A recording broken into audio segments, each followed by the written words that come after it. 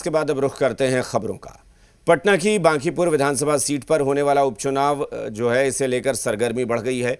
BJP ने पहले घोषित उम्मीदवार अभिषेक सिन्हा के चुनाव नहीं लड़ने के फैसले के बाद नीरज कुमार सिन्हा को मैदान में उतारा है।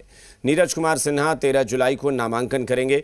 वहीं उम्मीदवार बदलने को लेकर विपक्ष बीजेपी पर हमलावर है, जबकि एनडीए का दावा है कि अभिषेक बंटी खुद मैदान से पीछे हटे। विपक्ष इसे दुष्प्रचार कह रहा है।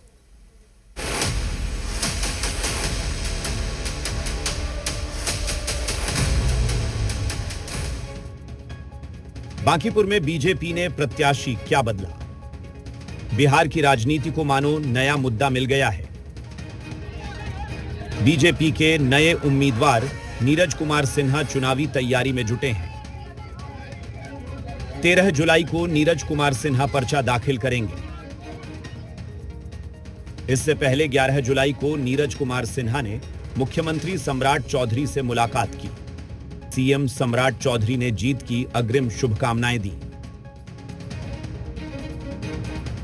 शीर्ष नेतृत्व का मेरा बहुत बहुत आभार है। उन्होंने मुझे इस लायक समझा कि एक छोटा सा आम कार्यकर्ता को इस जगह पर चुनाव दिया है, टिकट दिया है। इसके लिए मैं शीर्ष नेतृत्व का बहुत बहुत आभार करता हूं।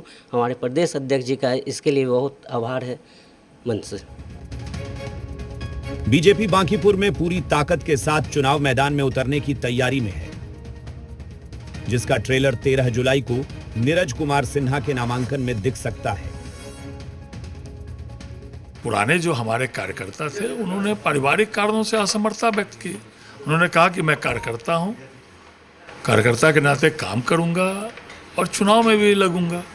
तो पार्टी जब उन्होंने असमर्थता व्यक्त की तो पार्टी ने नए प्रत्याशी की घोषणा की। वो भी उसी विधानसभा के सामान्य कार्यकर्ता है। उधर उम्मीदवार बदले जाने को लेकर विपक्ष ने बीजेपी को घेरना शुरू कर दिया है। आरजेडी और कांग्रेस ने इसे बीजेपी की घबराहट करार दे रही है।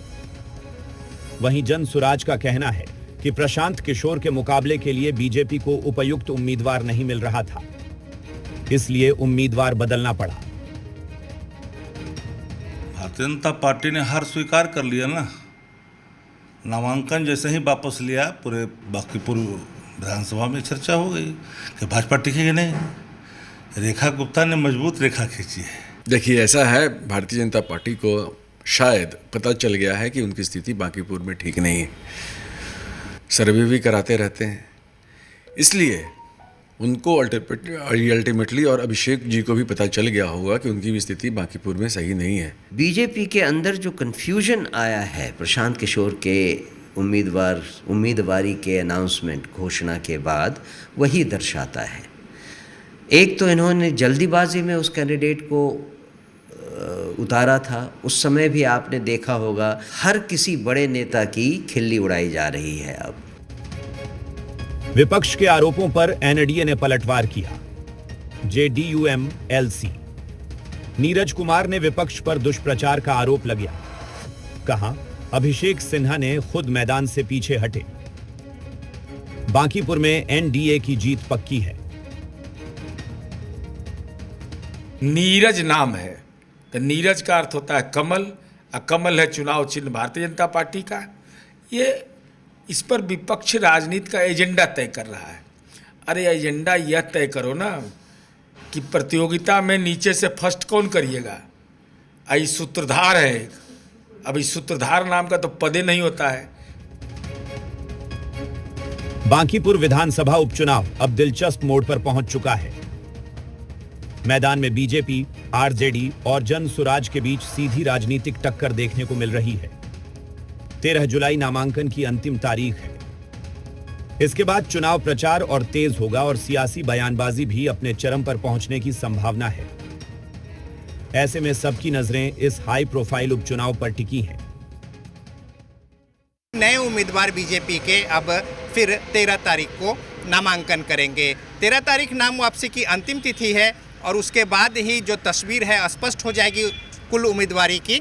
और उसके बाद ताबड़तोड़ चुनाव प्रचार अभियान जो कि अब भी चल रहा है, और साथ ही साथ इसमें राजनीतिक दलों की प्रतिष्ठा जो है वो दांव पे लगी है। कैमरामैन जितेंद्र झा के साथ रजनीश, जे मीडिया, पटना। गयाजी में बीजेपी विधायक आनंद मिश्रा ने विपक्ष और तेजस्वी यादव पर तीखा हमला बोला।